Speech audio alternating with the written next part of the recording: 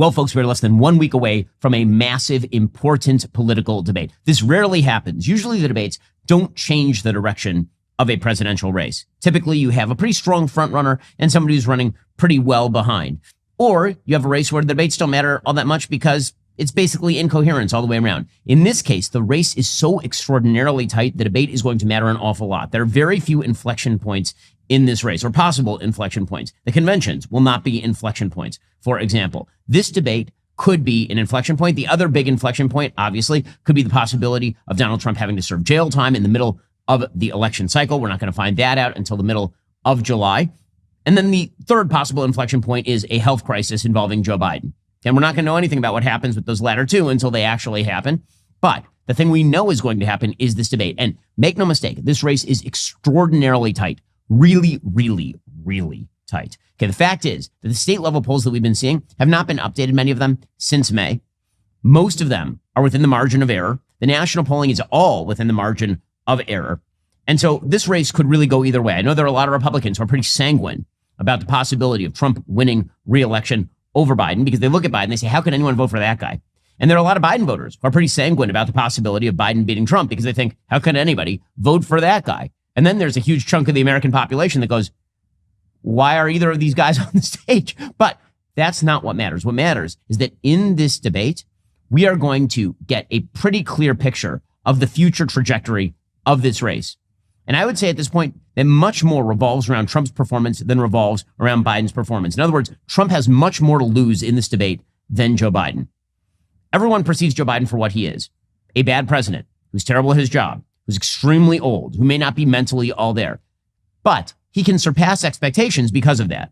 All Joe Biden has to do is show up, speak even somewhat coherently, and not literally fall over. And the expectations bar has been set so low by the Trump campaign and the media that will then be deemed a big Biden win. For Trump, he has to buck a bunch of factors. He has to buck the fact that the moderators hate his guts and want him not to be reelected, that they think he is an actual Hitlerian figure. He has to buck the fact that there's no audience in the room. Donald Trump thrives on audience. He responds to the audience. The fact that it's going to be a quiet studio is going to be a problem for him. The fact that the mics are muted, some people think that might help Trump because it'll prevent him from talking over Biden, but I think Trump probably learned his lesson from the first debate in the last election cycle. The problem with the mics being muted is that Trump can't jump in and get in these sort of quick quips that he famously used against Hillary Clinton, like the one where he suggested if you're president, you would go to jail, right? It's a very famous quip that he used in 2016. So there are a lot of factors that are stacked against Trump here. And the biggest factor that is stacked against Trump is Trump himself, because obviously Trump's tendency is to go extremely hard and extremely aggressive to defend everything he has ever done. And in reality, what he needs to be here is cool and calm and collected and meticulous in his attack on Joe Biden's presidency. Because if this is a referendum on Joe Biden's presidency, Joe Biden loses. And if this is a referendum on Donald Trump's character and his foibles, then probably Trump loses. So the new polling suggests, again, a slight shift in the national polling toward Joe Biden, presumably since Trump's criminal conviction. It is all within the margin of error, so it is not dispositive by any stretch of the imagination. Democrats are making a big deal out of a new Fox News poll that shows a 3-point change from the last poll. Again, it is all within margin of error. So back in March, Trump was leading Biden in the Fox News poll 50-45. In May, he was leading 49-48, which is effectively a dead heat. And today, Biden is leading 50-48, which again is effectively a dead heat because the margin of error in this poll is larger than the margin of Joe Biden's lead. However, that has been mirrored by some other polls. A 538 national average now has Joe Biden like 0.1 ahead of Donald Trump. Now, that doesn't really matter so much because that's going to be the popular vote. And in reality, Donald Trump lost the popular vote in the last election cycle by 7 million. And then he barely lost the election by a handful of votes in a handful of states. So the swing states matter a lot more, but the polling in the swing states has been fairly erratic. There's not tons of polling in the swing states right now. We'll get to more on this in just 1 second. First, the cost of living is up almost 20% from 2021. Families everywhere are feeling that burden. And yet legacy media keeps saying, no, the economy's fine. It's Joe Biden's economy. It's just great. In fact, a recent Business Insider article makes the case the American people are to blame because they just don't understand how awesome they have it. This is Gaslighting 101. Let me help you find ways to save money in this turbulent economic climate. One way to do that is by switching on over to Pure Talk. If you're one of many American families looking to cut down on your monthly bills, you need to start with your cell phone service. I recommend Pure Talk because it's both affordable and reliable. Pure Talk is rapidly becoming the wireless company of choice for conservatives. Plus, it's great for families because the more lines you add, the more you save. Not to mention, Pure Talk is veteran-led. Instead of funding DEI initiatives, they fund basic services for vets who have served this country. 100% of their customer service team is located right here in the United States. If you're looking for ways to save money for your family, I highly recommend switching on over to Pure Talk. Visit puretalk.com/Shapiro to explore their offers. When you make the switch, you'll get an additional 50% off your very first month of service. Visit puretalk.com/Shapiro to upgrade your cell phone service to America's most dependable 5G network and save an extra 50% off your very first month of coverage. That's puretalk.com/Shapiro today. So if you take, for example, the polling in Wisconsin, the last polling that was done in Wisconsin was a poll from the Hill Emerson. Okay, that one just came out and it shows Trump up 3 points in Wisconsin. But before that, the last polling was in like mid-May from Morning Consult. So just aren't that many polls in these swing states. So that means you have to take everything with a bit of a grain of salt. The same thing is true when you look at Michigan. The Hill Emerson currently has Donald Trump up 1 in Michigan, which again is well within the margin of error. The prior polls are from early June that have it tied, or from May, where you variously have Trump up or down. In other words, every single state is shaking out as some sort of dead heat. Now, do I think that that's realistic? I actually don't. I think one of the things that's happening is that pollsters, in a frenzy not to be caught out, are following each other. Because it turns out that when you compose your sample, one of the things that you do is you try to figure out exactly who is going to vote and who's not. It's not an exact science. There's a little bit of an art to how you construct your polling sample, who gets polled, who's considered a likely voter versus who's considered just a registered voter.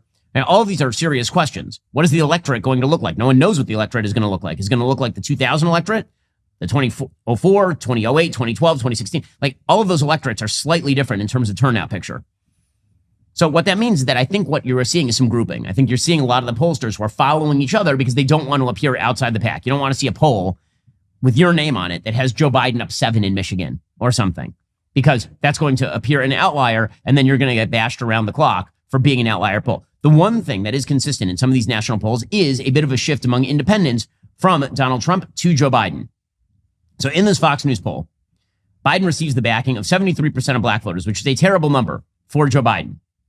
Trump is doing well among men, plus 15, rural voters, plus 17, white men without a degree, plus 30, and white evangelical Christians, plus 46. Joe Biden is showing surprisingly strong among older voters above age 65, maybe because he is perceived as sort of that cohort in a way that Trump isn't. Plus 15. He's up 17 with women. I mean, one of the untold stories of American politics and, frankly, American society is this vast political gap that is emerging between men and single women, particularly in the United States, and it has some pretty severe social ramifications. Also, obviously, he's leading with white women with a college degree. That's kind of Joe Biden's coalition. But the important thing in this survey is that independents now favor Joe Biden by 9 points. That is a shift from May when they favored Trump by 2. So that's an 11-point shift away from Trump toward Biden among independents, which is a little bit disquieting for the Trump campaign. Now, again, you can look at the new Emerson poll and you can suddenly see some good news for Trump. According to the Emerson poll, and to be fair, Emerson College's poll is considered a bit of an outlier. It has Trump up 4 in Arizona, 4 in Georgia, 1 in Michigan, tied in Minnesota, which is crazy. Trump up 3 in Nevada, Trump up 2 in Pennsylvania, and Trump up 3 in Wisconsin. So leading in all the swing states. And there's a New York Times article out today talking about how Biden's lead with women is smaller than Trump's with men, and that's a warning for Democrats.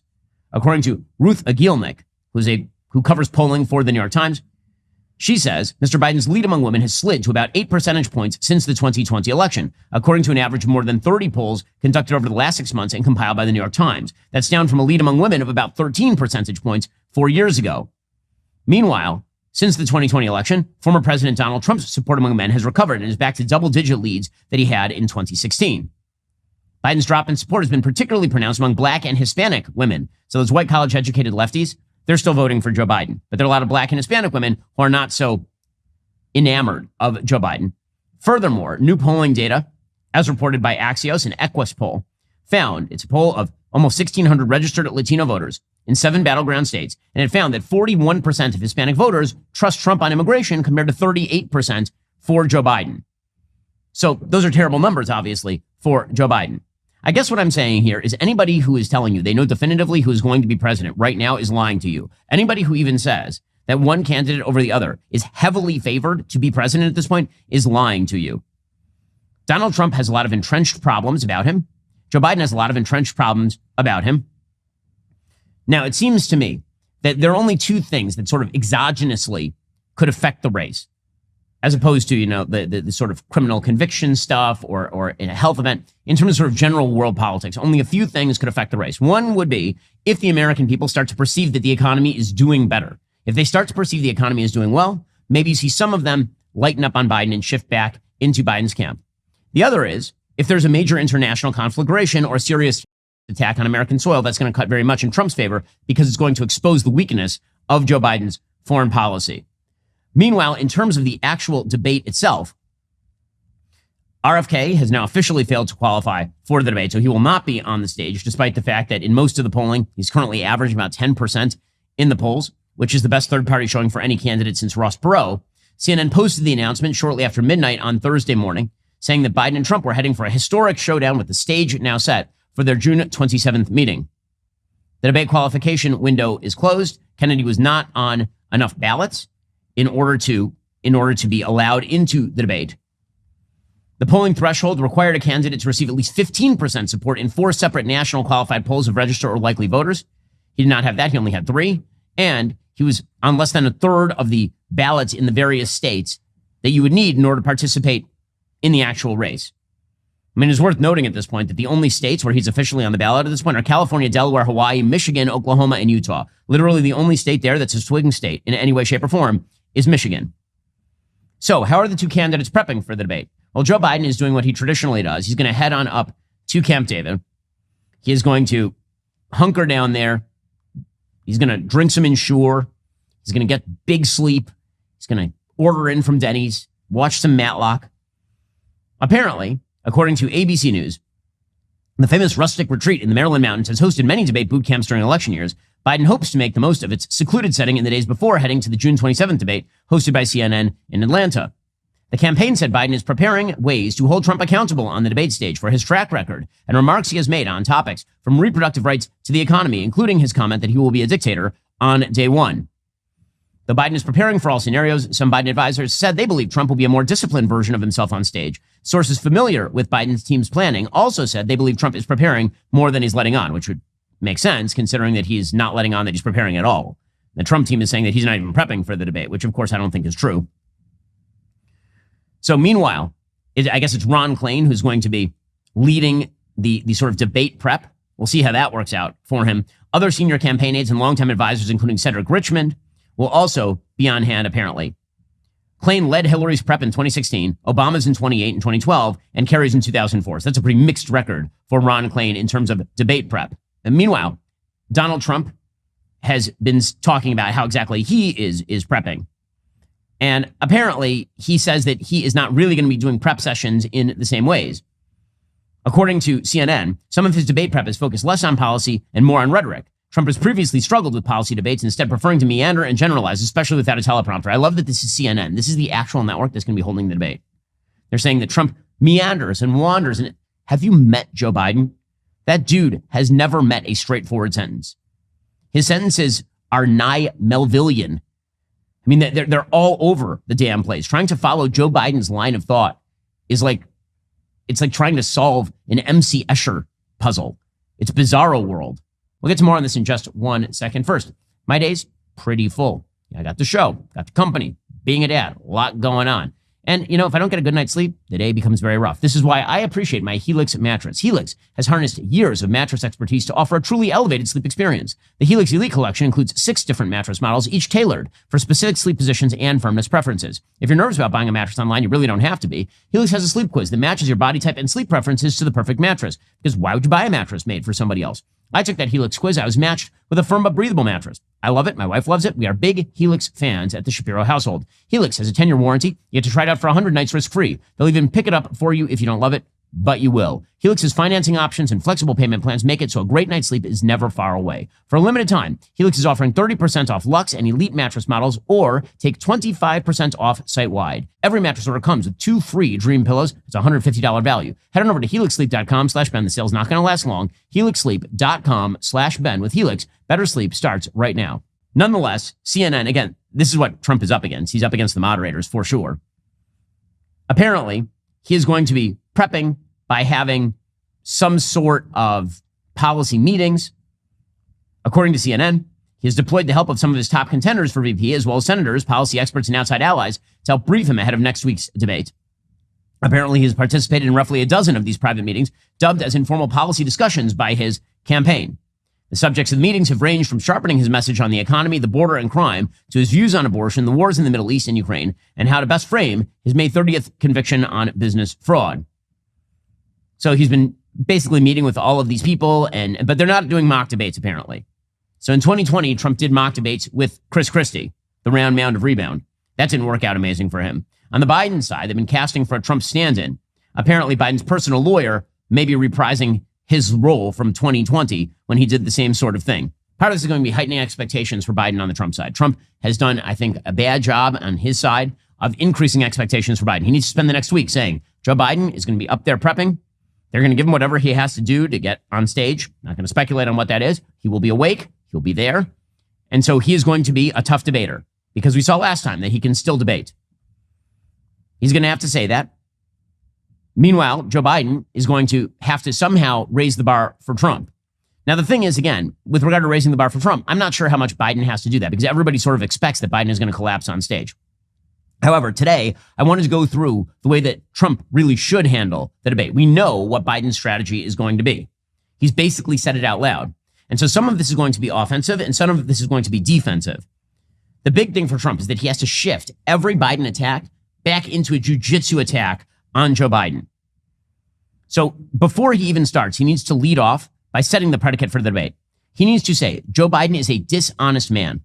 He is dishonest. He lied to you in the last round of debates I did with him. You'll recall that in the last round of debates, he openly stated that the Hunter Biden laptop was Russian disinformation. That Hunter had never taken any money from any Chinese source, for example. Those were lies. Joe Biden lies to you all the time. Joe Biden lies to you about the economy. Joe Biden lies to you about illegal immigration. Joe Biden lies to you about foreign policy. Joe Biden lies to you about the solidity of the withdrawal from Afghanistan. Joe Biden is a liar. So what he says up here on the stage cannot be trusted because he is not a trustworthy figure. He should lead off with that because, again, that sets the groundwork for the fact that when Joe Biden says things that are not true, Donald Trump can say, right, because he's lying. That's not true. Okay, the second piece of groundwork that Trump needs to set about Joe Biden is that Joe Biden is tyrannical, that he has used the power of the executive branch in unprecedented ways. He has had more executive orders than any president in modern history. He has used the power of the presidency in order to, in his own words, avoid the rulings of the Supreme Court. He has threatened 80 million Americans with vaccine mandates he said he would not initiate. He has shut down state attempts to close the southern border. Joe Biden is tyrannical. Joe Biden does not care about the boundaries of government. And he can pretend he's standing up here for democracy, but he thwarts democracy with every step he takes. And finally, Joe Biden is an incompetent rube of a president. He is terrible at being president. He has brought you 40-year inflation. Wages have not kept pace. That inflation is now embedded in the economy. He has brought you a foreign policy that is so disastrous. There are now two massive ongoing conflagrations across the world. Plus, you have Vladimir Putin and Kim Jong-un and Xi Jinping all hanging out together and plotting their next moves. The enemies of the United States lick their lips when they see Joe Biden in the White House. So those are the three things that Donald Trump should set up as the predicate, but those should be the themes of the debate. That Joe Biden is, 1, a liar, 2, tyrannical, and 3, incompetent. Those are the three things to know about Joe Biden. Notice, none of those things are about his senility. That's something for everyone else to notice. And there are subtle ways, of course, that Trump can point this out. I've said, for example, that if Joe Biden comes to the end of an answer, but he has time left on the clock, like a minute left on the clock, which will undoubtedly happen. He did it a lot during the last round of primary debates, even in 2016. And now it's hard for him to keep it together. If you get past minute 50, he's going to start to fade. He always starts off strong in these things, and then he starts to fade.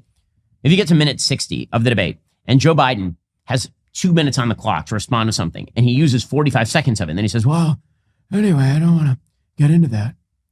And then the moderators turn to Trump. Trump should say, Joe, you have a minute left on the clock. I really think the American people deserve to hear your thoughts. It'll completely throw Biden. He won't know what to do with it. It'll be a great moment for Trump. I'm just telling you, that's what Trump should do.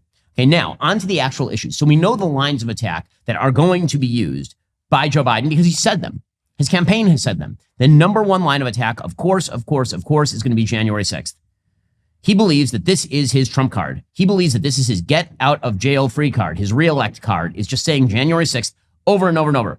Threat to our democracy, January insurrection. And what Donald Trump needs to say is, listen, Joe, you and I disagree on what happened in the 2020 election. I, for example, think that your party rigged many of the voting rules in advance of the election in order to ensure an extraordinary number of mail-in ballots, ballot harvesting. I think that you worked with the media in order to prevent the dissemination of a story about Hunter Biden's laptop in the last month of the election. And you and your son, knowing that the laptop was real, lied about it to the American people. We can disagree about what happened in 2020, but none of that matters to the American people, because right now the calendar reads 2024. It reads June 27th, 2024. No one in America is thinking about January 6th. And the only reason you are is because you are a cynical actor attempting to avoid the consequences of your own failed presidency. In other words, January 6th happened 3 years ago. And the number of Americans who are thinking about January 6th is relegated to Joe Biden and his campaign. Most Americans are concerned about how they put food on the table today. And that's your fault because you're the president. It doesn't matter who I think won the presidency. You are the president. You've been the president since January 2021. And you've been terrible at it. That's the answer on January 6th. We'll get to more on that in a moment. First, I'm old enough to remember when COVID basically shut down all healthcare. Remember, the hospitals were overflowing and the urgent care had 8-hour wait times. They're like, if you're sick, you should just stay home. Well, the CDC recently issued a bird flu health alert after the first human infections were reported. Is this going to be the next time that everything shuts down? Listen, I don't know about you, and it may not be, but I'm not about to let the government run my life again. I'm going to take control of both mine and my family's health and order a medical emergency kit from the doctors at the wellness company today. It's not a first aid kit. It's a kit filled with essential prescriptions that can treat over 39 medical issues. The kit includes strong antibiotics for infections of all types, including pneumonia, strep throat, ear infections, and more. It's like having an urgent care in your home. You don't have to wait to see a doctor, no waiting at a pharmacy. It's all right there in the kit. Every home needs at least one medical emergency kit. Visit urgentcarekit.com/Ben. Enter promo code Ben for my 15% discount. It's easy. It's all online. It takes about 3 minutes. Your kit ships directly to your door. Visit urgentcarekit.com/Ben. Enter promo code Ben for your 15% discount. That's urgentcarekit.com/Ben. Enter promo code Ben. Okay, the second issue that Joe Biden presumably is going to bring up is a corollary of the first, and that is this threat to democracy stuff. So Joe Biden keeps saying, MAGA Republicans are a threat to democracy. And he's going to talk again about January 6th. He's going to suggest that Trump wants to overturn the election, that he's threatened to be a dictator on day one, all the rest of this sort of stuff, right? The dictator on day one thing is just a lie, right? What Donald Trump did is he joked about being a dictator on day one, saying that he was going to effectively reverse Joe Biden's executive actions. That's literally what he said. He was asked, will you be a dictator? He said, I won't be, except on day one, when I'm going to reverse the executive actions on illegal immigration, then I won't be. He's joking. That's not dictatorial unless you also believe that it's dictatorial for Joe Biden to do what he's done on the border. In fact, there's much more legal authority for Donald Trump to shut down the border than there is legal authority for Joe Biden to simply not enforce immigration law. So Trump's proper response on the threat to democracy stuff is twofold. First, he should say, Joe, you keep saying about threat to democracy because I don't believe I lost the 2020 election. Well, I noticed that Hillary Clinton doesn't believe she lost the 2016 election, and that's apparently just fine. And she keeps saying that it was Russian disinformation or that I stole the 2016 election. You seem just fine with that, totally fine with that. Half your party is fine with that. But put that aside. In reality, you are the threat to democracy. Democracy means, in the United States, a democratic republic with two elected branches of the legislature who are supposed to initiate bills, and then you are supposed to effectuate those bills once you have signed them. And that is not how you have run the government. In reality, you've sicked your political allies on me in the courts. You've had your party's members from New York to D.C. to Florida to Atlanta sicked upon me for political reasons. I had zero criminal investigations into me for my entire life, and I'm into my 8th decade of life until I decided to run for re-election, at which point the House fell in on me. I don't think that's a coincidence. So I want you to explain, Joe, why it is that your DOJ let you off the hook and tried to cut a sweetheart deal with Hunter before they were caught, but has been sicked on me in every jurisdiction you can find. Does that sound democratic to you? Trying to use the courts to go after your political opponent? You used OSHA to mandate vaccines for 80 million Americans, violated the Constitution to try to allow people to skate on their student loan debt so you can let a blue-collar plumber pay for the tuition in the future of some gender theory major over at Wellesley.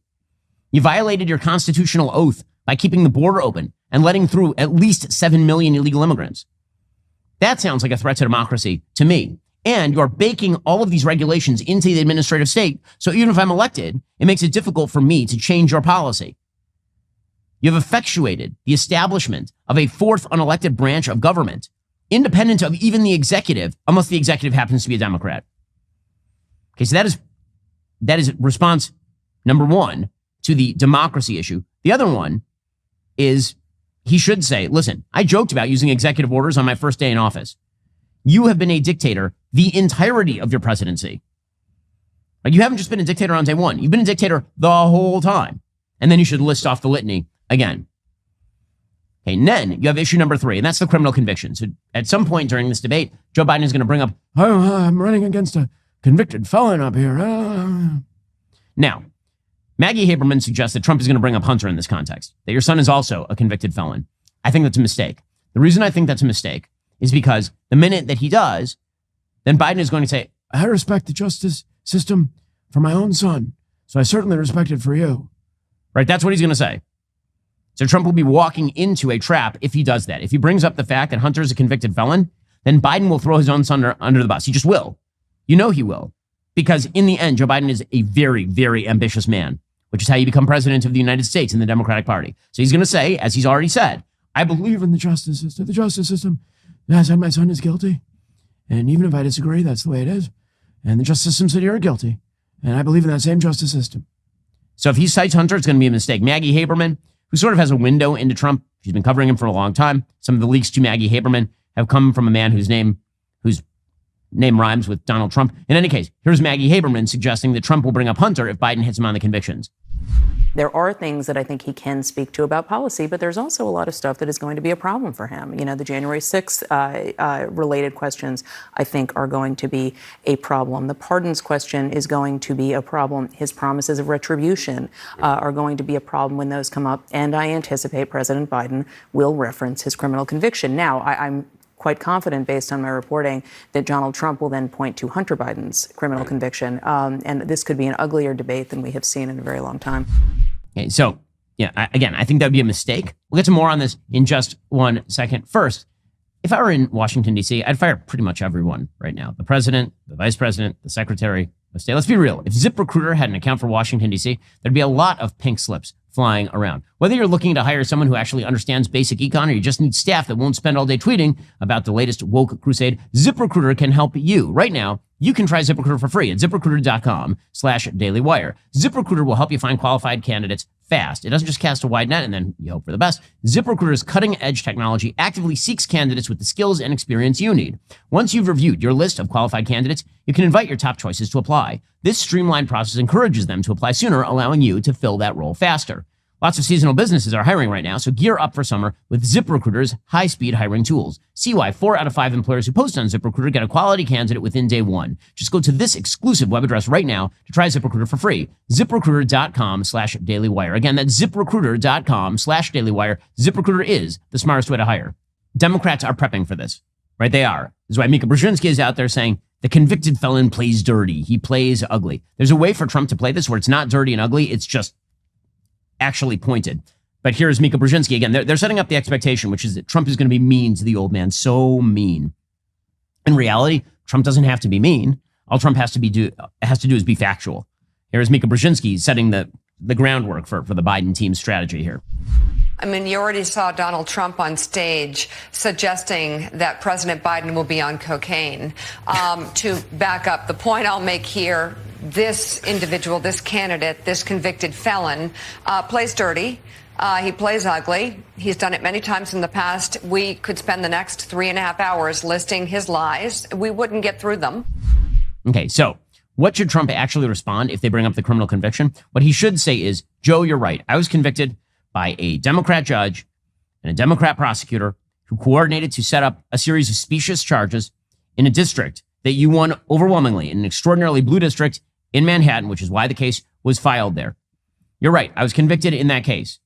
At least I was found competent to stand trial. Your own Department of Justice refused to prosecute you for mishandling of classified information, for keeping classified documents in your drawers, telling your ghostwriter about it, keeping them in your car, in your garage. Your own DOJ refused to prosecute you because they effectively found that you are too old and too wavering mentally for a jury to convict you. That is the actual rationale set up by your own Justice Department for not. So at least I was found mentally competent to stand trial. That's the least you can say about me. Your own DOJ effectively said you were not there. And so the jury would find you innocent because they felt bad for you because you're just too old. And now your own DOJ is stonewalling. They won't even release the tape of you talking to them for a prolonged period of time. Why? Answer it, Joe. Why? Why don't you authorize your DOJ to release the tape? You say that Robert Hur was targeting you, and you lied about that because we saw the transcript.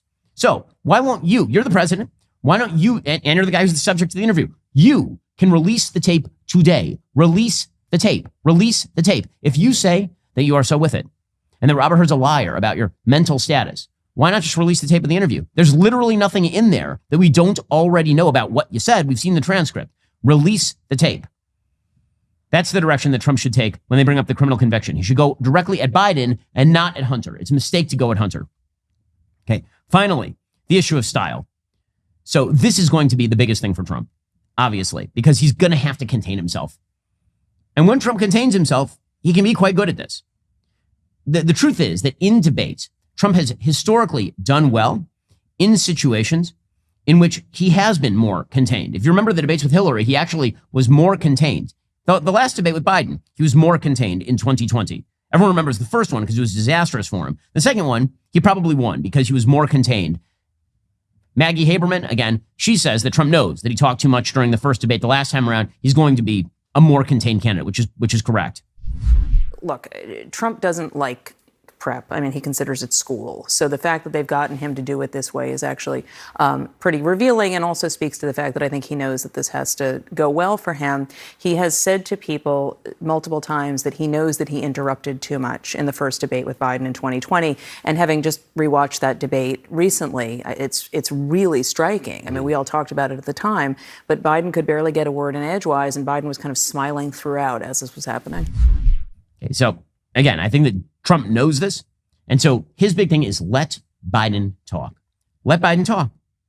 That's all. If he lets Biden talk for prolonged periods of time, people are going to see that Joe Biden can't even realistically defend his own policies. Now, look, I'm not looking for Donald Trump to fact check Biden in real time. I don't think that that's Trump's strongest game.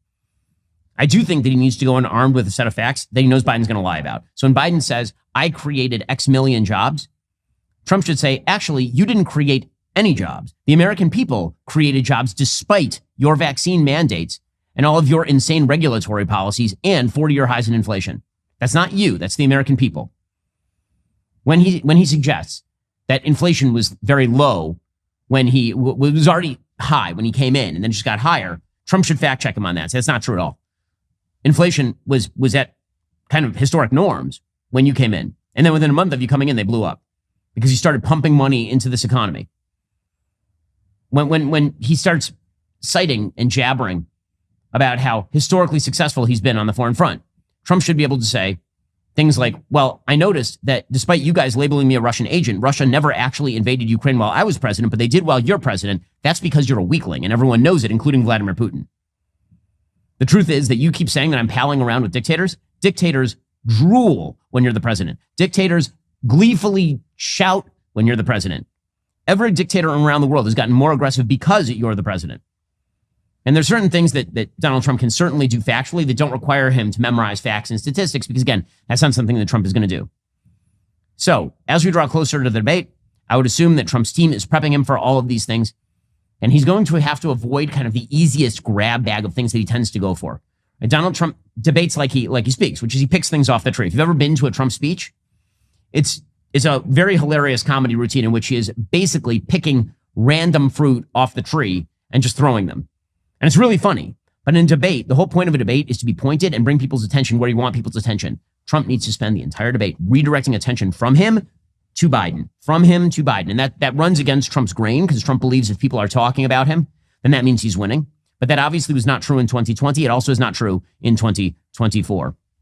Okay, in just a second, I want to get to the insane media willingness to cover for the radicals, and like true radicals, evil people inside the Democratic Party. First, there's a new movie coming out in theaters this July 4th. It's being brought to you in part by Daily Wire. Jeremy Boring recently announced our partnership with Angel Studios to bring you a brand new film called Sound of Hope, the story of Possum Trot. You might know Angel Studios from their awesome movie Sound of Freedom. It had a massive impact in the world of entertainment last year by shining a powerful light on the child trafficking crisis. Well, now Angel Studios is back, continuing their fight for kids. Daily Wire Plus is proud to join them in that fight. Sound of Hope is the true story of 22 families from a rural church who adopted 77 kids from the foster system. Check out some of the trailer. Are you sure these people want us? I know they do. You can call me Mama. It's hard to feel like I'm the only one who sees these things. 70% of the kids in the system are there because of neglect. The other 30% are put through hell. We need your help. Can you imagine our kids on their own? We can't just look away. The state ain't no family. Are you sure these people want us? I know they do. You can call me Mama. Oh, Lord.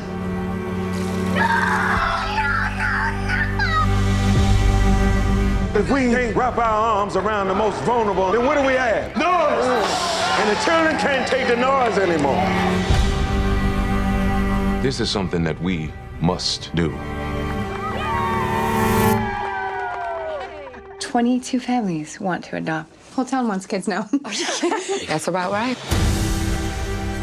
What's happening with Possum Trot could mean a huge change for the system. We want the ones that nobody else wants. Who hurt you, baby? I'm not giving up on you. You can't give up on me either. What we gonna do? Everybody's falling apart. I'm doing the best I can. The real world hits hard. I don't want to be here. I can't give him back. We got to work on this together.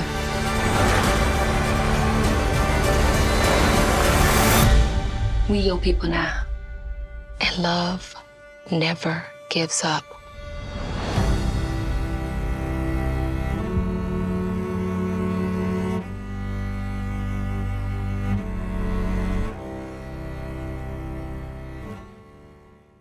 Okay, I've seen it. It's awesome. It's inspiring. It's going to make you feel like getting up off your butt and doing something good for the world. We need to see the benefit of having strong religious institutions in our culture portrayed more on the big screen. That's what Sound of Hope is all about. We can't wait for you to see Sound of Hope in theaters. It starts July 4th. Tickets on sale right now. Get yours at angel.com/Ben. Also, do not miss our most recent episode of the Sunday Special. It drops this Sunday. I sat down with Glenn Loury. Glenn is just a fascinating human being, esteemed American economist, public intellectual, and author. We get into issues of race, the status of the Republican Party, the status of the Democratic Party, the status of intelligentsia in the American public scene. Here's a bit of the trailer. Look at this cops and young black men, cops killing young black men. I mean, what an absurd narrative. When the real violence on the streets of America today is these miscreants and these THUGS running around with automatic weapons, firing them aimlessly out of automobiles at their gang rivals and stuff like that. I mean, and you don't have any engagement with that problem. Instead, you convert it into a white domination problem. So that's the kind of truth that a black president needed to pull the covers off of, and he failed to do it.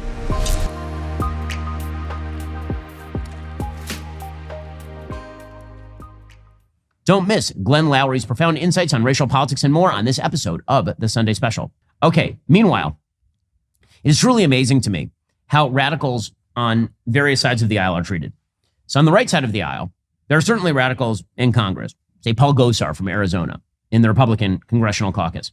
He's basically been excised by Republican leadership from any position of power and essentially sidelined by all right-wing media. Like they're because he's kind of nutty. And so people don't really want to associate with him. Meanwhile, on the left side of the aisle, you have people ranging from Alexandria Ocasio-Cortez, a ridiculous human being with foolish ideas, to Rashida Tlaib, who's legitimately a border, to Jamal Bowman, all being supported by the Democratic infrastructure.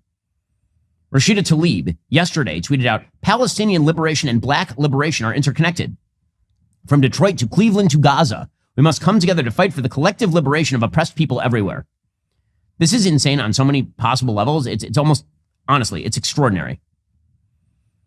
She combined to write this piece with the former national surrogate for Bernie Sanders, Nina Turner, for The Nation, called Black Liberation and Palestinian Liberation are Interconnected. What is her argument? Her argument is brown people.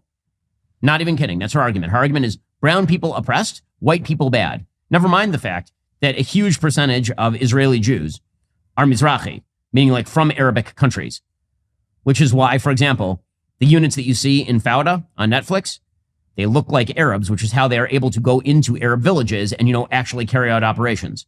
It's how they were able to free the hostages as they did about a week and a half ago. The total insanity, again, of trying to connect black Americans to Palestinians who support a genocidal group. How little do you think of black Americans? How many black Americans are in favor of, spilling out from predominantly black areas of Detroit into the suburbs and every white person they can find, including the babies and grandmothers? I don't think there are a lot of black Americans who think like that. I really don't. But apparently, that's what Rashida Tlaib thinks, because she's likening them to the people of Gaza, who, again, are overwhelmingly supportive of. And she is treated as a respected member of the Democratic caucus still. That's insane to me. Jamal Bowman, too. So Jamal Bowman is a trash heap of a congressperson from New York. He represents a district that is largely Jewish. He's being primaried right now by a person named George Latimer. He's being supported in that primary by a bevy of prominent Democrats who believe correctly that Jamal Bowman is an anti-Semite, which he is. How anti-Semitic is Jamal Bowman? He had actually called of Israeli women on October 7th propaganda and lies.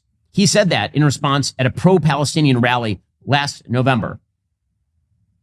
And now he's apologizing. Now he says, oh, I'm so sorry that time that I said that women were not by.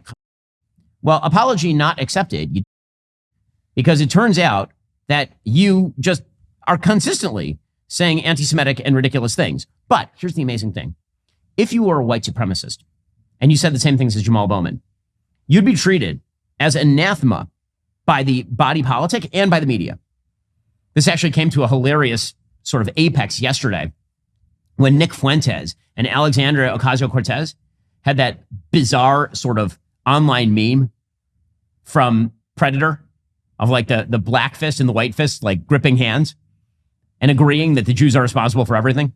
So Fuentes tweeted out at Alexandria Ocasio-Cortez, because Fuentes and Alexandria Ocasio-Cortez agree that supposedly AIPAC is responsible for all the ills in the world. So first of all, let me point something out at AIPAC. AIPAC, typically speaking, is a fairly left-wing democratic institution. AIPAC, for example, did not intervene in 2015 when they had the opportunity to do so to pressure Democrats not to vote on behalf of Barack Obama's horrific Iranian nuclear deal. Also, many of the people that you see Congress people talking about, oh, we have an AIPAC handler. No, you don't. That's not what a handler is. A handler, typically speaking, is a person who works for an organization and then provides covert payments in some way in order to do corrupt things.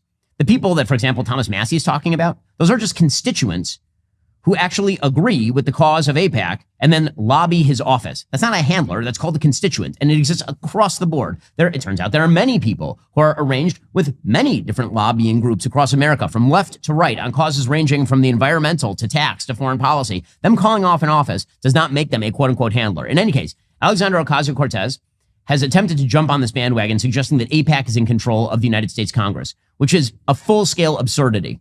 I mean, that it's just ridiculous. Okay, but AOC tweeted something out about AIPAC in which she says an unspoken secret in Congress is that much of the reflexive, blind, unconditional vote support for nearly any Israeli government action isn't from actual agreement. It's from fear. Reps are terrified of this, of AIPAC, so they don't vote their conscience. They vote their fear. Now, this is very reminiscent of the kind of language people used to use about the NRA. They say, oh, the NRA controls gun policy. And it turns out, nope, it's just there are a lot of Americans who support gun rights. And then a lot of their Congress people also support gun rights. And when your constituents support a thing, you very often tend to support that thing. It turns out the American people are overwhelmingly pro-Israel, except for AOC and Nick Fuentes, who lock arms in their hatred for Israel and for Jews. In any case, Alexandria Ocasio, it was the best exchange. It was great. Alexandria Ocasio-Cortez rips on AIPAC and suggests that everyone is voting this way out of secret fear of AIPAC, which again is reminiscent of the old joke about two Jews meeting in 1937 Germany, and one of them sitting on a park bench and is reading Der Stürmer, which is the Nazi newspaper. Another Jew walks by and looks and says, "What are you reading? Why are you reading that garbage?" The guy says, "There's so much good news. We run the banks, we run the government." That's AOC and Nick Fuentes. The Jews run everything, according to them. Anyway, Fuentes then tweeted, "AOC is more America first than 99% of Republicans." Yes. If by America first you mean like Nazi sympathizer, then kind of, a little. She does have a lot of sympathy for, today's Nazis, meaning the advocates for the campus protesters who are perfectly willing to act as today's soft brown shirts. Anyway, Ocasio-Cortez then replied, "You are a white supremacist. I want nothing to do with you nor the world you imagine. I believe in a multiracial democracy, one of economic rights, civil liberties, and that affirms the working class and the rights of women and LGBTQ plus minus people. These are not small differences. They are irreconcilable. White supremacy is a scourge and must be disavowed in all places." AOC, treasured member of the left community, agrees on these radical issues with Nick Fuentes. On the right, Nick Fuentes is a persona non grata. On the left, AOC is beloved. Jamal Bowman, again, this guy who says that didn't happen, and then, oops, I'm so sorry I said that. Oh, I can't believe. He was on Stephen Colbert. Can you imagine Nick Fuentes on Stephen Colbert? That's not a thing that's going to happen. Or Paul Gosar. That's not going to happen. But Jamal Bowman, a full-scale radical dolt who pulled a fire alarm in order to stop a congressional vote and then was held in contempt.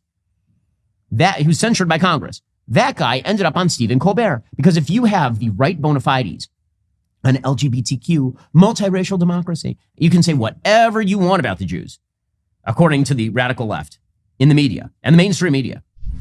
Do you involve your family in the campaign? This time around, yes, because my wife got really pissed off when they challenged me. And so she got pissed off and she said, I can't curse, we're going to win this election and we're going to have record turnout just like we did in 2020. So my wife literally, for the first time ever, gave a speech at a Latinos for Bowman event. And she was incredible. She was interviewed for a newspaper article. My daughter is in our ad, and she has 2 words, "my dad," and she stole the entire show. And so, How old is she? She's 10. Oh, yeah. So, they're involved now, and they're having a good time with it because they don't want to see their husband and dad get, bullied. So we're pushing back a little bit. What a hero. What a hero. And that's why he's on Stephen Colbert after having denied that took place on October 7th. And what you get away with if you are a radical Democrat is astonishing. And you get to remain treasured by the mainstream media. Bowman tweeted out, "Catch me on Colbert Late Show tonight. We're talking old school hip hop, bringing principle energy to Congress, and so much more." See, this is the thing about the left. When they look at the radical left, like the mainstream Democratic left, they don't see people who are wrong. They don't see people who have bad moral principles. What they see are people who are just too passionate about the issues. Their big problem is they say the quiet part out loud, but their heart is in the right place. That's why Stephen Colbert can have on Jamal Bowman, why the Democratic Party can continue to push terror supporters like Ilhan Omar and Rashida Tlaib and AOC. That's why they can do it. The truth is, the only thing that is stopping the Democratic Party from running off the rails is Joe Biden. I mean, that's the weird position the Democratic Party is in right now. The old man who we've been laughing at and pointing out that he's senile and he's falling off stages and he can't string a sentence together. If you got rid of him, that wing of the party takes over. That is the likely outcome for the Democrats because the media are already in the corner of Jamal Bowman and AOC. They're already in that corner. They think Joe Biden is too moderate. That's the truly astonishing thing about this presidential race and the status of the Democratic Party more generally. Okay, meanwhile, remember that time that Joe Biden said that he had worked with President Xi to crack down on the fentanyl trafficking? So if you watch episode 2 of our series, The Divided States of Biden, over at Daily Wire Plus, which you should. It's a really good piece of work. We went through the fentanyl crisis. We talked about the causes of the fentanyl crisis.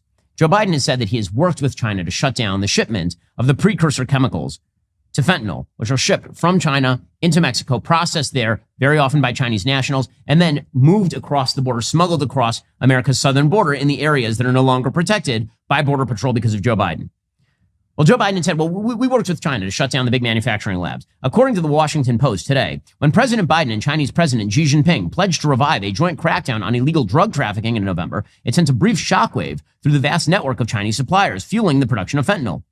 Drug suppliers hit pause on international orders as local Chinese officials conducted site inspections and began circulating fresh reminders of regulations. Beijing sent a warning notice to its pharmaceutical industry and shut down 25 companies selling fentanyl precursors, the chemical building blocks of the drug. U.S. and Chinese officials hailed it as a breakthrough, but 7 months later, the same sellers say it's business as usual. Traditional routes for shipping small but potent packages of chemicals used in the production of fentanyl remain largely unhindered, according to 3 people involved in the export of illicit precursors. The 3 people, 2 salespeople for Chinese chemical companies and a Chinese reseller based in Mexico, described resuming sales this year after making minor adjustments to avoid scrutiny, including tweaking customs labeling on packages and pivoting to alternative compounds that have virtually identical applications. Now, let's be real about this. If you think the Chinese government does not know about this, they know full well about this. It's a Chinese surveillance state. They know obviously all about this. All they did was they shifted production to less discoverable modes. The sellers spoke on condition of anonymity or using nicknames to detail their involvement in the sale of fentanyl precursors. Their accounts highlight the vast challenges facing U.S. officials who have sought to parlay warming relations with Beijing into a broader crackdown on the supply of fentanyl in the United States, a problem the Chinese government has little incentive to dedicate resources to without its own large-scale opioid epidemic. It's precisely the opposite. The Chinese government has a very large interest in maintaining fentanyl production because, number one, it poisons Americans, and number two, it makes them a lot of money. China remains the top global producer of the chemicals used to synthesize fentanyl. So Joe Biden has been going around declaring that he's been doing all he can on fentanyl. That's absolutely untrue because either you have to shut down the Chinese shipment of the precursors or you have to shut down the border or both. And Joe Biden has done none of those things. This is one of those areas of rare bipartisan agreement. According to Axios, House members from both parties are now forming a new group to crack down on China's role in the U.S. fentanyl epidemic as part of a more aggressive push to cut off illicit supply of the lethal drug. Some members of the House Select Committee on the Chinese Communist Party are forming a new working group. They will seek to boost sanctions, target money launderers, and explore trade reforms to cut off supply from China.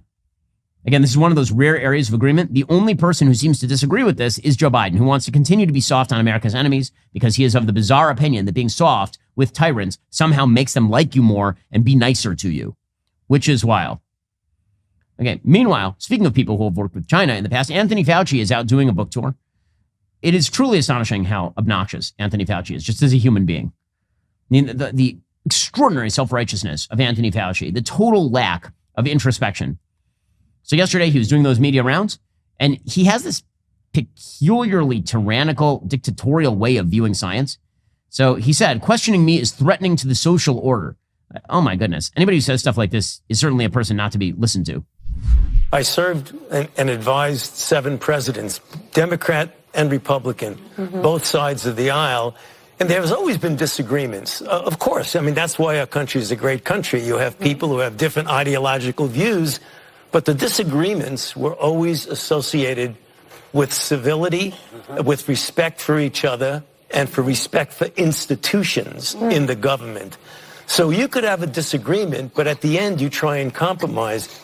What happened with COVID, as I think was represented by the hearing a few weeks ago, was just pure ad hominem and vitriol. And that really took me by surprise. I thought that there would be that kind of give and take and respect each other's disagreements. And that's the thing that worries me, not only about what I have to face, but about the direction of the country and the social order in our democracy. It's very threatening, I think. It's in jeopardy. It's in jeopardy. Oh my gosh. Or you could just admit that you made some mistakes, because you did. And you could, apologize for saying things that were not true about masking both ways, about the efficacy of the vaccines in preventing spread and transmission. And then Fauci drops. This is one, I love when people do this. It's like when you go to a job interview and they ask you, what's your biggest flaw? And it's like, I'm a workaholic. That's my biggest flaw. Here's Anthony Fauci. And he's asked, they're trying to criminally charge you. And he's like, if caring too much is a crime, then man, jail me for life. Here we go. This is some strong stuff from Anthony Fauci. Congresswoman Marjorie Taylor Greene isn't the only Republican that's actually calling for your criminal prosecution or imprisonment. How seriously do you take those threats? Obviously you always take threats that people make seriously, but I quite frankly don't know what they're talking about. What are the charges? That you saved millions of lives with the vaccine that you helped develop, or that you got people to do things that were interventions that made them more safe against a deadly pandemic that killed 1.2 million people? Yeah. So if trying to save people's lives is a crime, then I'm guilty, you know? Yeah. Oh, man. He's guilty of loving too much. Anthony Fauci. I can't imagine why people think that he's absolutely obnoxious. Okay, I do want to talk a little bit about some culture, because there are a couple of culture stories that are pretty fascinating this week. Culture story number one comes courtesy of James O'Keefe, who continues to do good undercover work. He had a conversation with a guy named Michael Giordano, who's the senior vice president and team leader of 20th Century Television at the Walt Disney Company, who freely admits that Disney no longer hires white people, which is a pretty amazing admission. Certainly, there have been times where, there's no way we're hiring a white male person. Just kind of unspoken. There are times when it's spoken, but how would they say it? There's no way we're hiring a white male person. I've been at the company 11 years now, so I have friends in HR and I have friends in those divisions, and they're like, look, nobody else is going to tell you this, Mike, but they're not considering any white males for the job. They're just not. We wanted to hire somebody in the department a few years ago now, who was half black, but didn't appear half black. And there was a creative executive who was like, we're not, that's not what's going on. I'm guessing that there's acceptable code words and buzzwords that are used to explain what they're looking for. They might say something like, look, we're not looking at the usual suspects for this job. So it's not a legally actionable thing, but everybody knows what it means. I would guess that 30 to 35% of our top writers are gay, and so I think a lot of them lean into trans stories more than the average straight writer would. Well, there you have it in a nutshell. That is the Walt Disney Company. Slow clap for these geniuses. And then you wonder why The Acolyte absolutely sucks and is filled with woke trash. That would be the rationale for all of that. By the way, this is all a violation of civil rights law. You are not allowed to hire on the basis of race. So there's a massive lawsuit coming Walt Disney Company's way over this sort of activity. This guy's going to get fired for having told the truth accidentally to somebody. It's also the reason we launched Bentkey, so you don't have to watch stories that are trans-oriented directed at children. So you should check out the Bentkey app for kids.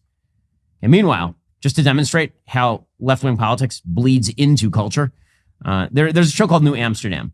I will admit that my wife started watching the show when it first came on the air, and she was enjoying it at the beginning. And I didn't watch a minute of it because it looked horrible to me from the very, very start.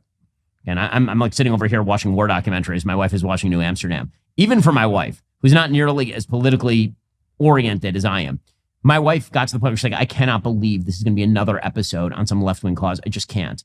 Well, this one is pretty strong. Here's an episode from the show New Amsterdam in which a child's tumor grows because of internalized racism, meaning other people were racist to the kid, and so the kid has worse tumors. Oh, my God. Seriously? Okay. I had Cephas answer some questions from a Harvard test known as Unrest. It is designed to measure someone's level of social resistance. Social resistance.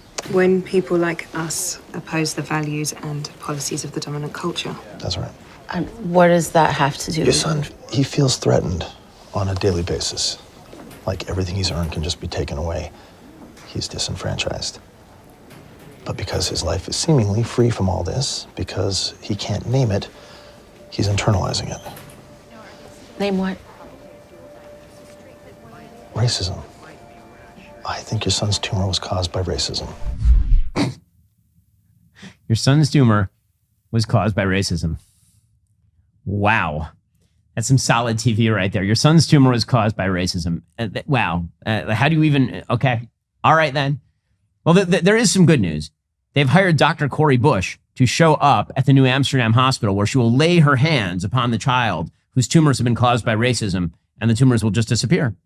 So, cancer cured, racism solved. Alrighty, folks, coming up, we'll jump into the latest from the Middle East, where, again, it is amazing how the media have basically just decided to take the side of... If you're not a member, become a member, use code Shapiro, check out for 2 months free on all annual plans. Click the link in the description and join us.